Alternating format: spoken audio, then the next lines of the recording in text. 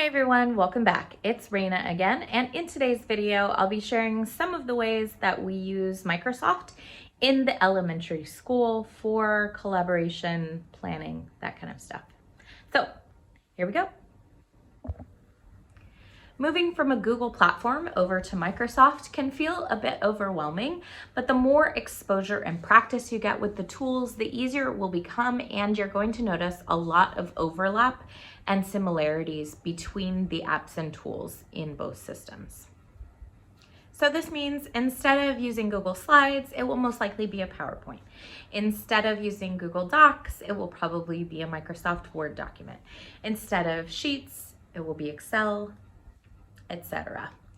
Now, the only two apps that are the exception and very important because we use them all the time are Microsoft Teams and Microsoft OneNote. You have been engaging with Teams throughout your orientation and over the summer, so I'll just share a little bit more about that, as well as OneNote and how we use these two tools in our elementary school context.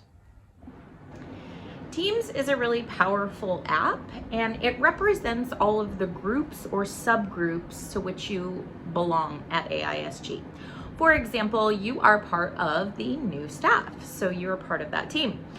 You may be part of a grade level PLC team. You could be part of a committee. You could be part of a school division like elementary school. So you're going to be added to multiple teams, and the first thing that you need to know is how to get to the team that you need to get to.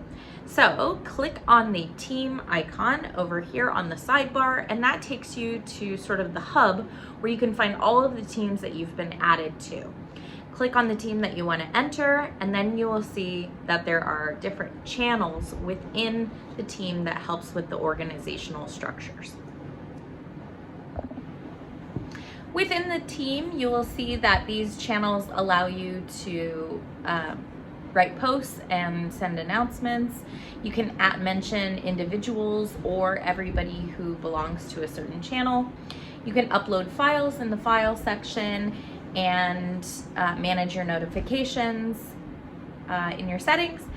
And the other important thing to note is to keep your eye on the chat, as this is a really easy way to kind of informally ask a question or check in with somebody, anyone in the school, and you don't have to send an email that way. It just kind of makes communication a lot easier.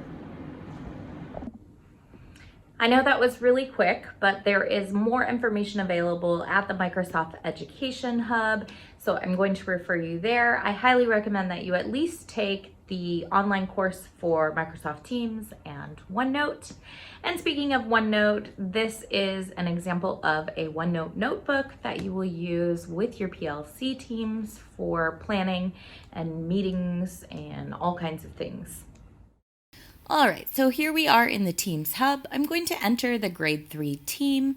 You'll see that this acts as a news feed where the posts are, but then you have all of these different channels sorted by subjects. This makes it easy to drop in resources or ask questions to your team members about certain subjects. In the files section, you'll see that it's also organized by subject, and then next to it, you'll see PLC Notebook. This is a OneNote notebook, and as soon as it loads, you can expand it over here by pressing these little books.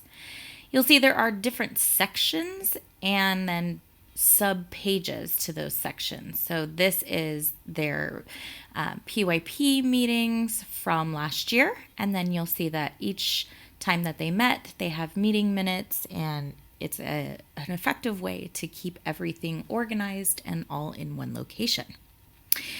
In here, you can type as normal and then add hyperlinks and do everything that you can do in a regular document.